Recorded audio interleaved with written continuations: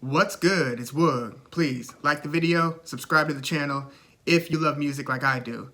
I'm just going to talk a little Lana Del Rey as she prepares to drop her new album, Blue Banisters. This will be her 7th album, but it'll be her 2nd album within a calendar year. She just dropped Chemtrails Over the Country Club in March of 2021. This one is coming in October 2021. So she's really been on a roll lately. And you know, when she first hit the scene, it was almost as if she was kind of treated as like a industry plant of sorts, as if like she wasn't like an authentic artist. Because when she dropped her first, major label single, Video Games, and then the album Born to Die, it sounded like she was kind of channeling all of the major sounds that were kind of coming together at the time, and she was sort of coalescing them into one artistic presentation where you've got just a little bit of dream pop, a little bit of like film noir in the visual aesthetic, along with some of the softer indie rock that was popular at the time, along with just a little drop of like R&B-ish or indie soul, along with just the vintage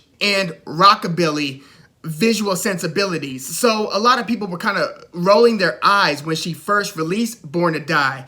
But since then, she's pretty much become undeniable in terms of granting her the authenticity of her artistry. I mean, especially with this latest Norman effing Rockwell, which was pretty much on the top of most of the publications' album of the year lists for 2019. In fact, according to Metacritic, who aggregates all of the major publications, critical reviews and scores into an aggregate score, well, they also do a year-end review where they look at all the different publications and see who they choose as their top 10, top 20 albums of the year. And Norman effing Rockwell in 2019 landed higher up on more lists than any other artist's album of 2019. So by and large, Norman effing Rockwell was actually your greatest critically acclaimed album of 2019. So Lana Del Rey's come a long way since Video Games in 2012. Well, actually, Video Games itself was released as a single in 2011, and then the album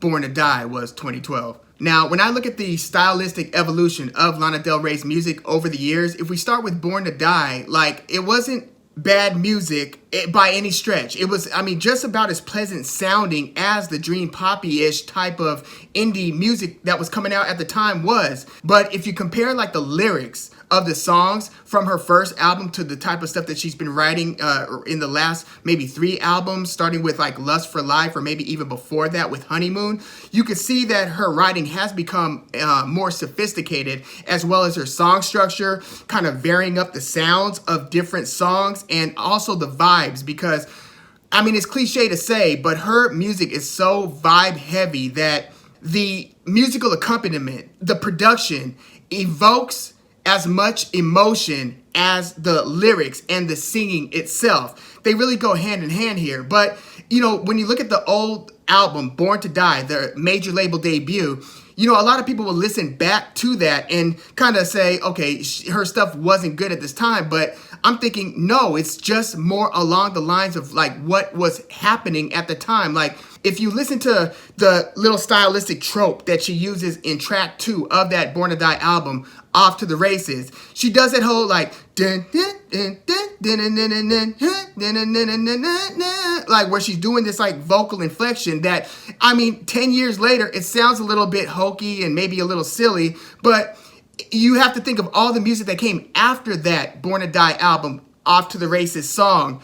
Other artists would then kind of use that style and just like beat it to death, to where now when you listen to it, it's like, oh God, like I feel like I've heard this 1,000 times. Well, you hadn't heard it 1,000 times when she did that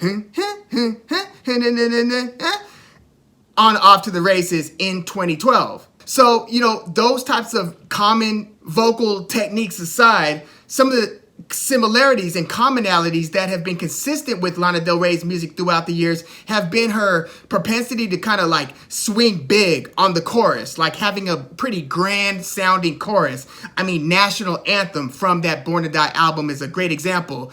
On her second full-length album, Ultraviolence has a song called Brooklyn Baby, another perfect example of just one of those choruses that just kind of tie everything up and serve as like the gravitational centerpiece of the entire song. Lana Del Rey and her producers have been brilliant at that. Now, one thing among many that I really respect about Lana Del Rey's artistry here is, her willingness to use different producers for different projects. So her debut album, she uses Emil Haney and Jeff Bhaskar as producers on most of the songs there. And then on Ultraviolence, she goes with Dan Auerbach of the Black Keys, who produces for a lot of, different artists, and has his own label now with some really good music like Marcus King and several different people on that label. But Dan Auerbach produced Ultraviolence, Lana Del Rey's second album. A lot of people either don't know or forgot about that.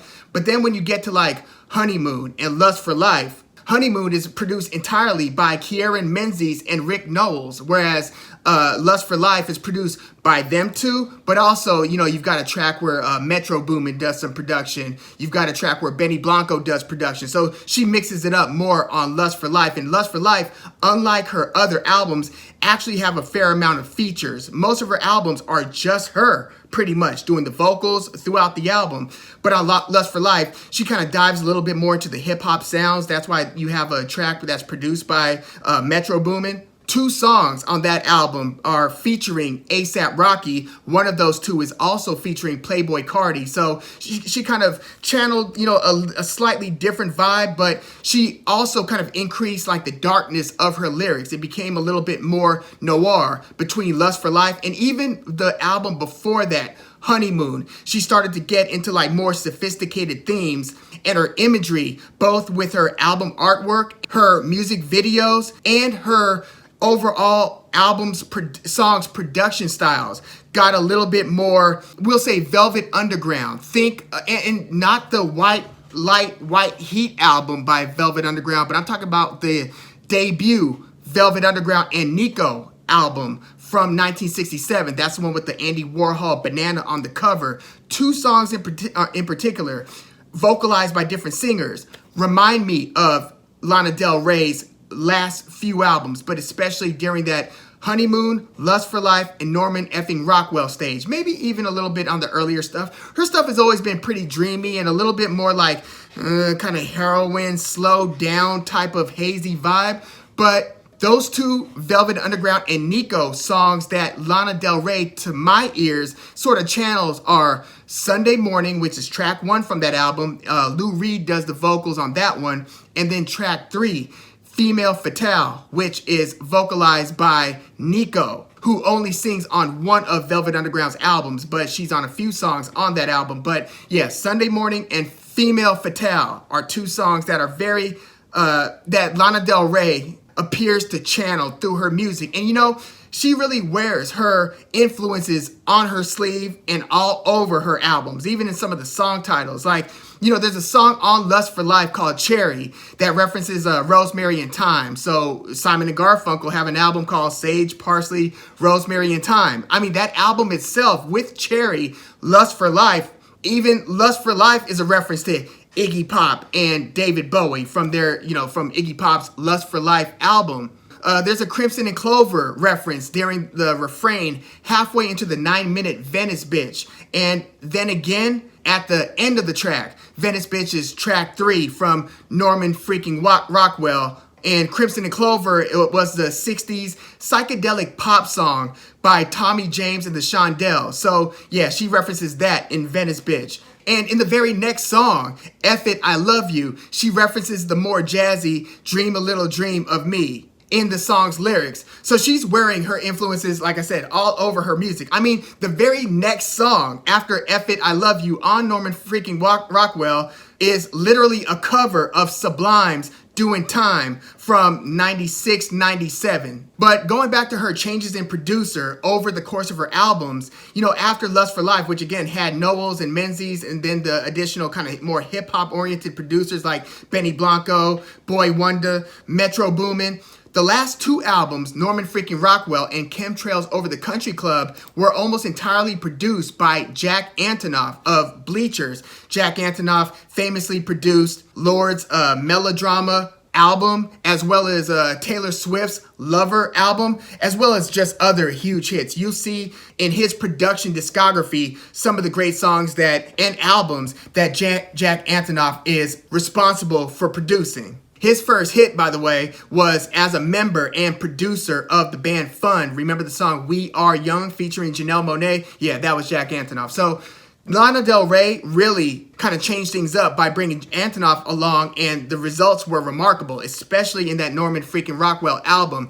Chemtrail Over the Country Club, that was good as well, but like I said, Norman freaking Rockwell was like album of the year material. Chemtrails Over the Country Club, I love that opening song, White Dress. I like Let Me Love You Like a Woman, Dark But Just a Game, and Yosemite. I mean, there are a lot of songs on Chemtrails Over the Country Club that I like as well. In fact, if you look at any of Lana Del Rey's albums, sonically, they don't vary too much, even though I thought that, it was a little bit more stripped down. Like, there's some songs that are strictly piano based in Norman freaking Rockwell. Like, even the opener comes in with like a lead piano. It's a self-titled or title track from Norman freaking Rockwell, but listen to the piano that kicks that one off. That one's a little bit different than the more dream poppy, hazy, full pop production of like a lot of the songs on Ultraviolence. But the sonic palette on any one of these albums are actually pretty similar, and some of what she's going for in kind of building to the chorus and just kind of like the melancholy, dreary vibe in a lot of the songs where, the songs kind of take on not only a noir, dark aesthetic, but also kind of like just like Rich Girl in LA, like LA Rich Girl aesthetic where, she's clearly a Brooklyn, New Yorker who is living the LA lifestyle on a lot of these albums, and the songwriting and the themes and concepts kind of reflect that. So it's pretty consistent in what she's conveying throughout her music. Pretty interesting. But yeah, I would say if I had to pick favorites album-wise from Lana Del Rey, I kind of got to start with Norman freaking Rockwell. That one's undeniable. Just from beginning to end, that just is her strongest album where almost no songs are skippable.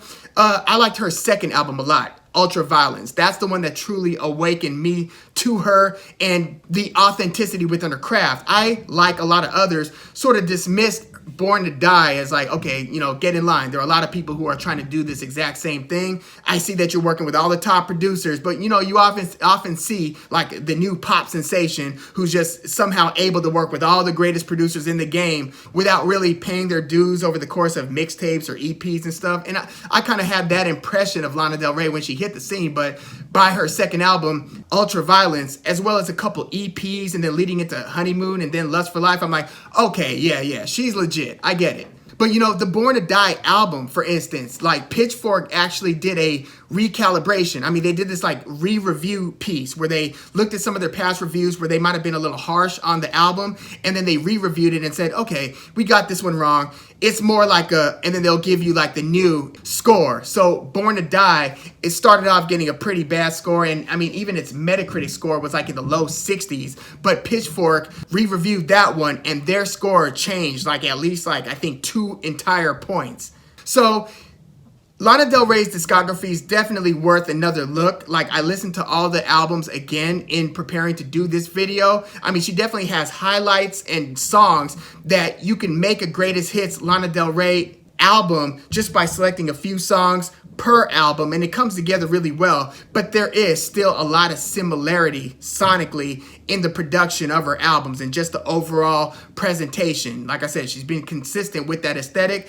But yeah, I'm really looking forward to this Blue Banisters album that's coming out like right about now. So yeah, let me know your thoughts on Lana Del Rey. Are you a fan of her music? Were you a fan of her music? And if you are a fan, what album was it that truly drew you in? Was it the more recent Norman effing Rockwell or Chemtrails Over the Country Club? Was it her kind of midway point with like Honeymoon and Into Lust for Life, or along with those EPs? Or were you a fan from the jump, right when she kicked everything off with Video Games and National Anthem leading into her Born to Die album? Please leave your comments in the comments, like the video, subscribe to the channel if you love music like I do. I'm Woog.